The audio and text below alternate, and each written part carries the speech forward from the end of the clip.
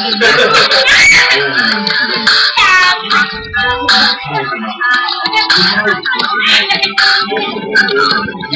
Ma'am. Sorry, Ma'am. Wala ko na. Hindi na natin yung lollipop natin.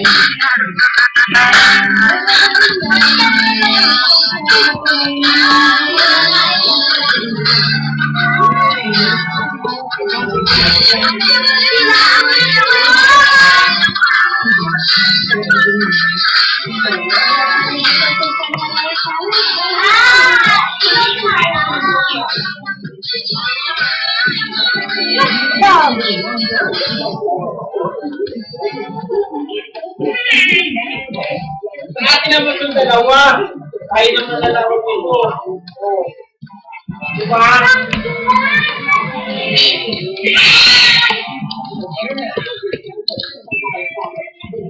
So wait. Hey! Diba? Tapos na namin baby dati.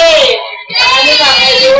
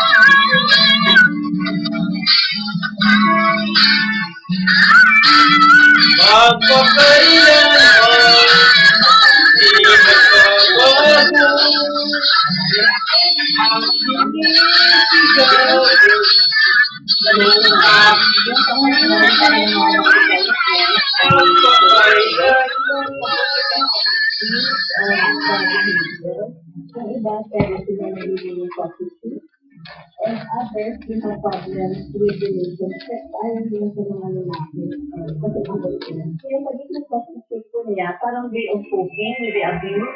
Parang ibig sabihin parang may repetition compulsion. So parang after niya maalis yung trauma ng abuse, so she repeats the abuse. Yung victim, nahuhulog na ang loob niya doon sa lalaki. Meron din naman ito, ay in-love na sabi sa kanyang witness. Yung parang yung feeling nila na in-love sila sa native, so ang victim actually Stockholm syndrome. So yung mga parang they would fall in love with the native kasi they were able to survive the ordeal. So hindi mo lang nangyari sa kanila. So it's part of their survival. Parang hindi pa talaga or in love. Kaya lang ay take on, lalo na kung meron sila anak, ay sige sila lang ito siguro sa ating pwede gawin is to teach our young children na nobody is start asking their private parts even to be a parent. Kasi teach them also that if somebody touches their private parts, they have to tell.